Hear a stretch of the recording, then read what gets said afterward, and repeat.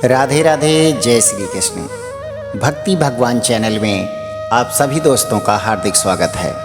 दोस्तों, भगवान श्री कृष्ण जब अपने भक्त के लिए स्वयं देने आए थे गवाही, आज हम आपको ऐसी कथा के बारे में बताने जा रहे हैं जिसका पुराणों में वर्णन मिलता है। इसमें भक्त और भगवान के अटूट प्रेम का उल्लेख मिलता है। ये कथा हमारे देश के साक्षी गोपाल नामक एक मंदिर से जुड़ी हुई है। कथा के अनुसार एक बार दो ब्राह्मण वृंदावन की यात्रा पर निकले। उसमें से एक वृद्ध था और दूसरा जवान था। मार्ग लंबा और कठिन था, जिस वजह से उन दोनों यात्रियों को यात्रा के दौरान कई कष्ट का सामना करना पड़ा।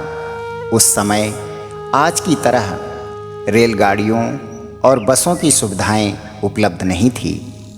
यात्रा के दौरान युवा ब्राह्मण ने वृद्ध व्यक्ति की खूब मदद की, जिसकी वजह से वृंदावन पहुंचकर उस वृद्ध ब्राह्मण ने कृतज्ञता जताते हुए कहा कि हे युवक, तुमने मेरी खूब सेवा की है। मैं तुम्हारा अत्यंत कृतज्ञ हूँ। इस सेवा के बदले मैं तुम्हें पुरस्कार देना चाहता हूँ। पर उस युवा ब्राह्मण ने पुरस्कार लेने से मना कर दिया, जिसके बाद वृद्ध व्यक्ति हठ करने लगा। फिर उस वृद्ध व्यक्ति ने अपनी जवान पुत्री का विवाह उस ब्राह्मण युवक से करने का वचन दिया। ब्राह्मण युवक ने वृद्ध व्यक्ति को समझाया कि ऐसा नहीं हो सकता, क्योंकि आप बहुत अमीर हैं और मैं तो बहुत गरीब ब्राह्मण हूँ। फिर भी वृद्ध व्यक्ति अपनी हट पर अड़ा रहा और फिर कुछ दिन तक वृंदावन में रहने के बाद दोनों घर लौट आए। वृद्ध व्यक्ति ने अपनी बेटी का विवाह ब्राह्मण युवक से तय कर दिया। वृद्ध व्यक्ति ने सारी बातें घर पर आकर बताई कि उसने अपनी बेटी का विवाह एक ब्राह्मण से तय कर दिया है, पर पत्नी को ये सब मंजूर नहीं था। उस वृद्ध पुरुष की पत्नी ने कहा कि अगर आप मेरी पुत्री का विवाह उस युवक से करेंगे तो मैं आत्महत्या कर लूँगी। कुछ समय व्यतीत होने के बाद ब्राह्मण युवक को चिंता होने लगी कि वृद्ध अपने वचन को पूरा करेगा या नहीं करेगा। फिर ब्राह्मण युवक से रहा नहीं गया और उसने वृद्ध ब्राह्मण के पास जाकर उसको अपना वचन याद करवाया। तो वृद्ध पुरुष मौन रहा और उसे डर था कि वो अपनी बेटी का विवाह इससे करवाता है तो उसकी पत्नी अपनी जान दे देगी। वृद्ध पुरुष ने कोई उत्तर नहीं दिया।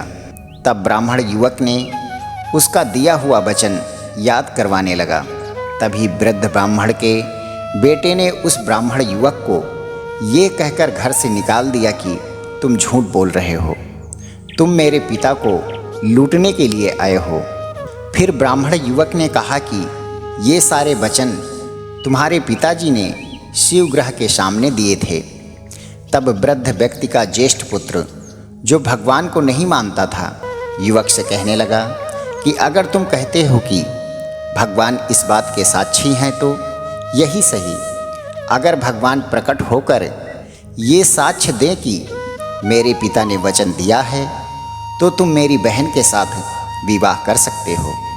तब युवक ने कहा, हाँ, मैं भगवान श्री कृष्ण से कहूँगा कि वो साक्षी के रूप में आए। उसे भगवान श्री कृष्ण पर पूरा विश्वास था कि भगवान श्री कृष्ण उसके लिए वृंदावन में जरूर आएंगे। फिर अचानक वृंदावन की मूर्ति से आवाज़ सुनाई दी कि मैं तुम्हारे साथ कैसे चल सकता हूँ, मैं तो मात्र एक मूर्ति हूँ। तब उस युवक ने कहा कि जब मूर्ति बात कर सकती है तो साथ भी चल सकती है। तब भगवान श्री कृष्ण ने युवक के समक्ष एक शर्त रख दी कि तुम मुझे किसी भी दिशा में ले जाना, मगर तुम पीछे पलट कर नहीं देखोगे। तुम सिर्फ मेरे नुपुरों की ध्वनि से ये जान सकोगी कि मैं तुम्हारे पीछे आ रहा हूँ। युवक ने उनकी शर्त मान ली और वो वृंदावन चल पड़े।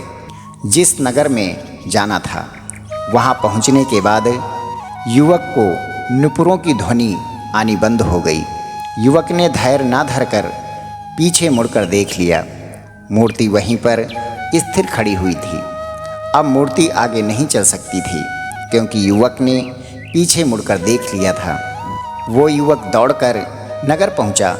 सब लोगों को इकट्ठा करके बोलने लगा कि देखो, भगवान श्री कृष्ण साक्षी रूप में आए हैं।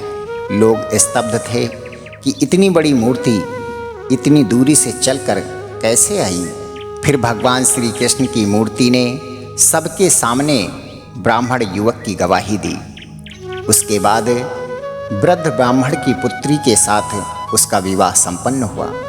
विवाह के बाद उस युवक ने श्री विग्रह के सम्मान में उस स्थल पर एक मंदिर बनवा दिया और आज भी लोग इस मंदिर में साक्षात श्री गोपाल की पूजा करते हैं।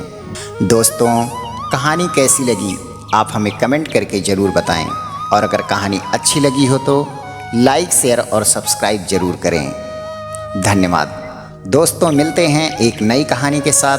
तब तक के लिए राधे राधे, जय श्री कृष्ण।